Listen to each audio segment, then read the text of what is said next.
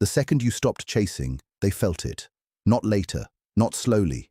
In that exact shift, something inside them went cold, then loud, then impossible to ignore. They may not say a word, they may act normal, they may even pretend nothing changed. But deep down, they know the version of you they depended on is gone, and that truth is shaking them more than they ever expected. You did not lose your value. You pulled your energy back. That is different, very different. And now they are watching, thinking, testing, trying to feel if the old door is still open. Stay with me, because what they do next will reveal everything. This is not just about them. This is about the power you stepped into when you stopped running after what kept running from you. And once you see these signs clearly, you will never read their silence the same way again. This is not a small change. This is the kind of shift people feel before they can explain it. You are here because something in you became still, and that stillness reached them across every mile, every quiet day, every message not sent, every moment where you chose peace over panic. They feel it every day, in ways they cannot control, in ways that do not ask for permission from pride, timing, logic, or fear. What they feel is not simple interest. It is not habit. It is not comfort. It is love, the kind that keeps moving even when someone tries to turn away from it. They thought distance would weaken it. They thought silence would bury it. They thought time would make it smaller. It did not. It followed them into their thoughts, their nights, their body, their dreams. And the moment you stopped reaching the way you used to, they noticed. Immediately. Like warmth leaving a room. Like music cutting out in the middle of a song. Like a light they assumed would always be there, suddenly going dim. If you have felt that something changed and you could not fully name it, trust that feeling. You were not making this up. The bond was real then. It is real now. What changed was not the truth of the connection. What changed was you. And that is exactly why they are no longer as comfortable in the silence as they once were. Keep listening, because the tests they send do not mean what most people think they mean. You were never too much. You were never hard to love. You were simply real, and real things ask for honesty from people who are still hiding from themselves. That is why your presence hit them so deeply. You brought them face to face with something they could feel but did not know how to carry. You reached with an open heart, and many times they pulled back, not because you were wrong, but because what you awakened in them was bigger than what they knew how to manage. Still, every moment mattered. Every time you chose grace. Every time you held back anger and tried to understand. Every night you sat with that heavy feeling and could not explain why it felt so alive inside you. None of that was unseen. None of it was wasted. And now there is something happening on the other side of your silence. Something they have not said, something they may not even fully understand yet. But it is there. That is why they check. That is why they pause over your name. That is why a small change in your tone can stay with them for hours. Before, they were used to your warmth being available. They were used to the emotional safety of knowing you would lean in if they leaned just a little. Now your energy is different. You are still kind, still calm, still present. But you are no longer waiting at the edge of yourself for them to choose you. And that difference has become impossible for them to ignore. If this is hitting hard already, stay with me, because what happens next explains why they start testing instead of speaking. When frightened people do not know how to be direct, they test. Not because it is noble, not because it is fair, but because fear rarely speaks in a clean voice. It hides, it circles, it sends signals that can be denied later. That is what they are doing. They noticed your energy changed, and instead of saying, "I felt you pulling back and it scared me," they reached in safer ways. Half steps, small messages, strange timing, casual words carrying heavy weight underneath them. They may post something they know you will see. They may come close, then go quiet. They may send a message that looks simple on the surface but is really asking a bigger question underneath. Are you still there? Do I still matter to you? Can I still reach you the way I used to? These are not random moves. These are fear-based checks for emotional access. They are not testing your love as much as they are testing whether it is safe to show their own. And yes, sometimes that looks immature. Sometimes it is. But underneath it is a truth they cannot hide from themselves anymore. They felt your absence before you were even fully gone. Not physical absence, energetic absence, the missing warmth, the missing pull, the missing urgency. And that shook them. People who truly do not care do not do this. They do not watch your silence this closely. They do not build small excuses to appear in your space. They do not type, delete, type again, then stare at the screen as if the answer could change their whole night. So if you have been wondering whether the tests mean anything, yes, they do. And what they mean is deeper than games, much deeper. Their mind may try to stay in control during the day, but the night tells on them. Busy hours can distract, noise can distract, routine can distract. But sleep is where what is hidden starts talking. That is where you show up. In dreams that feel too close, in scenes that do not fully make sense but somehow feel more true than the day. In those dreams, you are not chasing, you are not asking, you are not trying to prove your love. You are simply there, whole, calm, complete. And that calm affects them more than tears ever could. Because in that still version of you, they meet the truth. You do not need to run after them to remain unforgettable. They wake with that feeling still on them. For a few seconds, there is only warmth, nearness, memory, relief. Then reality rushes back in.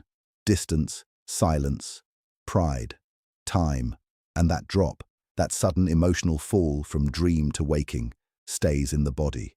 The throat tightens, the chest feels heavy, the stomach sinks at the thought that your silence has lasted longer than usual. A song comes on and their breathing changes. Someone says your name and their attention moves before they can stop it. The body reacts first. It always does. Long before the mind builds a story, the body tells the truth. And their body has been telling them the truth about you for longer than they want to admit. That is why the smallest reminder can shift their whole mood. That is why even now, when they try to look unaffected, something in them keeps waking up at the sound, thought, or memory of you. Then come the quiet rituals they would never proudly confess. Checking your profile, looking at what you posted, noticing the time, reading into your smile, wondering who took the picture, wondering whether that piece on your face is real, seeing that your life is moving and realizing it is moving without needing their response to begin. They put the phone down, they pick it up again, they check whether you watched, they post something you might notice, they wait, they look again, they see that you saw it, but you did not react the old way. You did not rush in. You did not hand them reassurance on demand. And that changes everything for them. They start to understand that your attention is no longer guaranteed.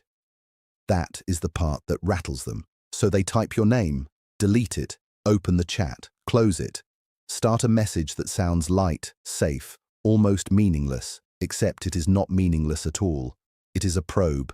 A pulse check, a way to measure whether your warmth still rushes toward them through a screen the moment they knock. They are not waiting only for a reply, they are waiting for the old version of you to appear inside that reply, the softer one, the quicker one, the one who used to meet half effort with full feeling. And when that version does not show up the same way anymore, it lands hard, because now they are staring at something undeniable. You can care without chasing, and that is a kind of power they did not prepare for. Stay with this, because once you understand what that power is doing, their behavior starts making painful sense. If they could speak without fear, without defense, without needing to protect the image they have built around themselves, this is the truth they would probably admit. They noticed the moment you changed. They had grown used to your warmth, used to your care, used to the feeling that if they reached even a little, you would reach back with your whole heart. They did not realize how much they depended on that until it shifted. And when it shifted, something they had been avoiding inside themselves suddenly became impossible to ignore. They did not know how to say that. Maybe they never learned how to say the thing that matters most. Maybe honesty feels too exposing to them. Maybe being direct feels like standing in a storm with no cover. So they did what scared people often do. They tested. They looked for proof without asking for it clearly. They needed to know whether you still cared, whether the warmth was still there under the quiet, whether they still had access to something they never properly valued when it was easy to reach. And that is what makes this so painful for them. They think about you more than they expected, more than they planned, more than they can admit without feeling exposed. They remember how you listened, how you said their name, how easy certain moments were before they made everything heavy. They remember details that should have faded by now but did not. They remember what they should have said. They remember what they felt and avoided. They remember the version of themselves that almost chose honesty and then stepped back. And now they are left wondering whether that chance has quietly passed them by. That is the real question circling inside them now. What if it is too late? Not in a dramatic way, in a quiet way, in the kind of way that hurts more because nobody sees it happening. What if you already made peace with the loss? What if you already stopped building your day around their mood? What if the warmth they counted on has finally returned to you instead of waiting for them? They have no easy answer, so they keep leaving little doors open, small openings, light contact, half-brave moments. They hope you will walk through those openings without making them fully risk themselves. They hope you will still do the emotional work for both of you. But every time you respond with calm instead of hunger, every time you are kind without collapsing into old patterns, something in them breaks and heals at the same time. Breaks because they feel your distance. Heals because part of them recognizes that this version of you is the truest one, the whole one, the one who no longer bleeds to prove love, the one who can feel deeply without abandoning themselves. And that is why this hits so hard. You were never the problem. You were the answer they did not know how to receive when it mattered most. The tests, then, are not meaningless little games floating in empty air. They are the nearest thing to confession that fear can manage. Every test says, I still want to know if you are there. Every test says, I still feel this. Every test says, I do not know how to be direct, but I have not moved on the way I pretend I have. Read that carefully in your heart. They are not only testing whether you still love them, they are testing whether it is safe to reveal that they still love you. That is the hidden layer. That is the part most people miss. Someone who truly does not care does not keep circling your energy like this. Someone who is fully done does not spend late hours crafting a message that can be taken as casual if rejected and meaningful if welcomed. Someone who has moved on does not watch your silence like it is carrying an answer that could change their whole future. What looks like distance is often fear wearing a cleaner outfit.